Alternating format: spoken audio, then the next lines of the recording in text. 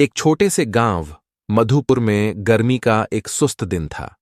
दो पड़ोसी महिलाएं सुमित्रा और शारदा सुमित्रा के घर के बाहर दिन भर की बातचीत में व्यस्त थीं।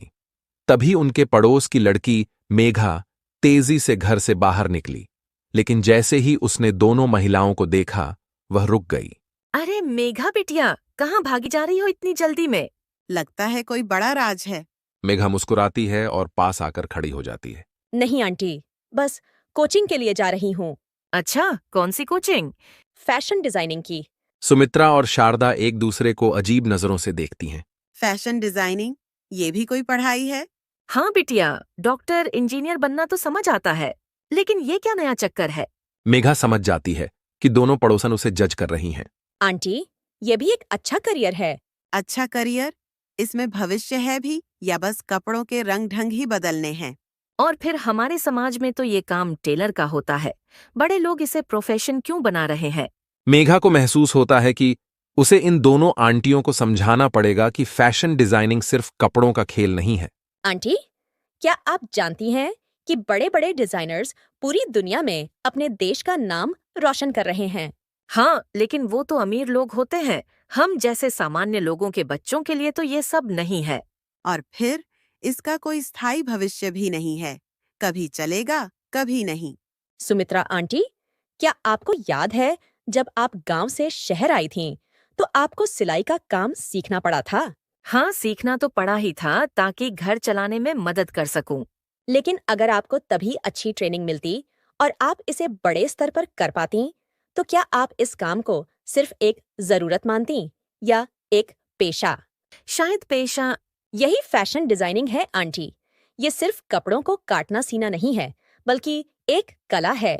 शारदा अभी भी संदेह में थी, लेकिन सुमित्रा अब थोड़ा समझने लगी थी। लेकिन बेटा, इस पेशे में नाम कमाने के लिए बहुत पैसा चाहिए। मध्यम वर्गीय परिवार की लड़की कैसे आगे बढ़ेगी? आंटी, सफलता के लिए पैसे से ज्यादा जरूरी है मेहनत और हुनर। अगर मैंने अपनी डिजाइन्स को सोशल मीडिया पर डाला, अपने हुनर को सही जगह दिखाया, तो मुझे भी मौके मिल सकते हैं। सच में? हाँ, आज के जमाने में हुनर सबसे बड़ा धन है। शारदा और सुमित्रा एक दूसरे को देखते हैं। वे महसूस करती हैं कि शायद उनकी सोच पुरानी हो चुकी है। कुछ दिनों बाद मेघा की डिजाइन्स एक छोटे ऑनलाइन प्लेटफॉर्म पर दिखने लगती हैं। लोग उसकी तारीफ करने लगते हैं। एक दिन सुमित्रा आंटी उसके घर आती हैं। मेघा बिटिया, एक साड़ी डिजाइन करनी है शादी के लिए। आंटी, आपको अब मेरी डिजाइन्स पर भरोसा हो गया? हाँ बेटा, तेरा हुनर देख लिया मैंने। शारदा भी आ जाती है। मैंने भी तेरी डिजाइन्स देखी मेघा। सच कहूँ, अब समझ आया कि फैशन डिजाइनिंग सिर्फ अमीरों का खेल नहीं है, यह तो कला है। बस यही तो मैं समझाना चाहती थी आंटी। सपनों की कोई सीमा नहीं होती। मेघा, मुझे भी थोड़ी सिलाई बुनाई आती है। मैं भी कुछ सीख सकती हूँ क्या? हाँ बेटा, क्या तुम मुझे भी सिखाओगी? जरूर आंटी, सीखने की कोई उम्र नहीं होती। मैं आप दोनों को सिखाऊंगी। तीनों मुस्कुराती हैं और एक नई शुरुआत करती है। इस कहानी से हमें यह सीख मिलती है कि हर पेशा महत्वपूर्ण होता है, बस हमें अपनी सोच को नया नजरिया देना होता है।